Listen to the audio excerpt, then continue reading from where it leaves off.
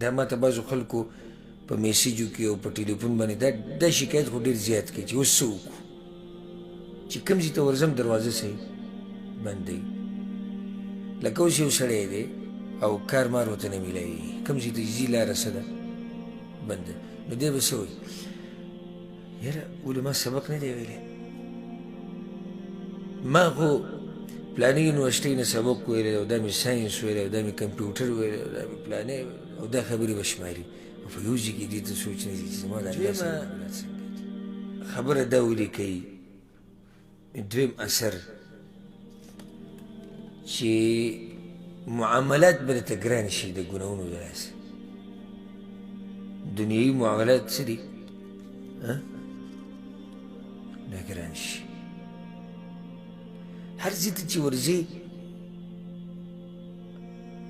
لکه اوس یو سړی دی په مشکلاتو کې نښتی، دنیوي مشکلاتو، کوم ځای ته چې منډه وهي هغه دروازه ورته بنده میلاوي، دروازه ورته بنده میلاویږي یا هغه خبره ورته ډېره ګرانه شي ډېره ګرانه شي.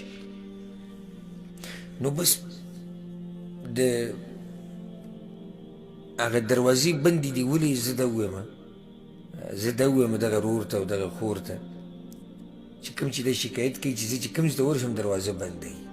دا ما ته بعضو خلکو په میسیجو کې او په ټلیفون باندې دا شکایت خو ډېر زیات کوي چې اوس څه وکړو چې کوم ځای ته ورځم دروازه صحیح بندوي. نو زه ورته جواب کې دا وایم د دروازې چابي د تقوا هغه په تا کې نشتي.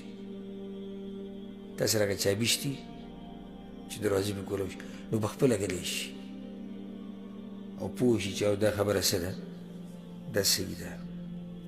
د دې ګناهونو د لاسه انسان ته ډېرې مسلې ګرانې شي. د دې په عکس باندې رب العالمین په خپله وایي ومن يتق الله يجعل له مخرجا ويرزقه من حيث لا يحتسب. او څوک چې په ځان کې تقوا راولي الله به له لار د وتو پیدا کړي. لار د وتو څه معنی؟ یعنی د مصیبت نه د وتو لارې به ورته الله اساني کړي، د سختو نه د وتو لارې به ورته الله اساني کړي. نو په خپله پوه شه چې کله درته دا لارې بندې شوي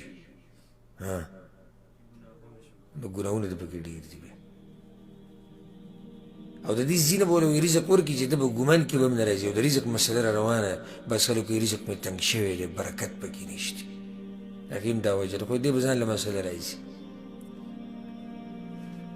نو دنیوي مسلې سړي ته جوړېده او د دروازې پرې را بندېده. د هغې یوه وجه دا ده، وجې ډېرې دي. یوه دا ده چې انسان د الله په نافرمانیانو کې ډېر ورننوځي که نه نو بیا د ژوند یې ټول لنډ تنګ شي. ځکه شاعر دا خبره کړې ده څه ناشنا وایي بتقوى الاله نجا من نجا وفاز وصار الى ما رجا. وایي څوک چې کامیاب شوی دی نو کامیاب شوی هم په تقوا باندې دی او رسېدلی دی هغه څه ته ما رجا چې د څه د امید کو. ومن يتق الله يجعل له كما قال من امره مخرجا. او چا چې په ځان کې تقوا پیدا کړې ده نو هغه دقې شان دی لکه څنګه چې الله ویلي دي چې الله به ورته د هرې مسلې نه د وتو لاره اسانه کړي. نو د خبرو دا ګرانېده او د کارونو دا نه کېده او د ژوند دا تنګېده نو د هغې یو وجه دا هم ده. ما د بیان په اوله کې دا وویل چې موږ ته کله هم څه مسله راشي نو موږ دنیوي اسباب لټوو. کوم اسباب لټوو؟ دنیوي یعنې څه اسباب دي چې دا کار ماته ګران شو، یعنې څه وجه یې ده نو دنیوي وجې به لټوي. لکه اوس یو سړی دی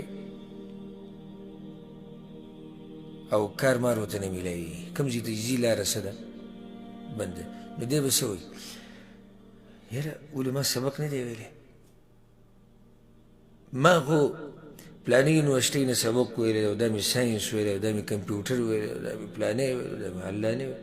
نه او زه خو ښه ښایسته ځوان یم. که څوک دا وایي چې د عمر ډېر دی نو زه خو ځوانۍ کې یم. باډي زما بدن زما ښه ښایسته بدن دی که څوک دا وایي چې بھائی بدن یې مزېدار نه دی بدن نه غټ دی یا معذوره دی ځکه یې موږ په کار نه او دا خبرې به شماري او په یو ځای کې دې ته سوچ نه ځي چې زما د الله سره معاملات څنګه دي لکه صرف دغه یو خبرې ته به وګوره نه نو اخر ولې ښه ځوان سړی یم یونیورسټۍ نه مې سبق ویلی دی نمبرې مې ډېرې اخیستې دي ښه ښایسته یم ګاډی را سره شتي او دا شتي او دغه شتي او ده شتي ورته وایي د هر څه درسره شتي خو ته چېرته دې دې سوچ کړی چې د الله سره څنګه ستا معاملات دي وي نو دې ته خو مې سوچ نه دی کړی نو ورته وایي مسله هم دقسې کې ده کوم رب چې دروازې کولاوي کوم رب چې سخت اساني کوم رب چې خوشحالیانې راولي کوم رب چې رڼاګانې راولي دا کوم رب په لاس کې چې د خزانو د رزق د خزانو چابیانې دي دا کوم رب سره چې د رحمتونو خزانې دي هغه رب تا نه ناراضه دی هغه رب تا نه ناراضه دی نو ستا به څنګه مسلې اسانې شي څنګه به تا ته دروازې کولاو شي څنګه به رڼا راشي په تا باندې څنګه به ورځ راشي په تا باندې څنګه به تا ته چابیانې دروازې د رزق کولاو شي څنګه به تا ته پراخه رزق میلاو شي څنګه به ستا په رزق کې برکت راشي څنګه به ستا په بچو کې برکت راشي او هغه د هر چا سره چې دا دي هر چا سره چې دا هر څه دي هغه درنه ناراضه دي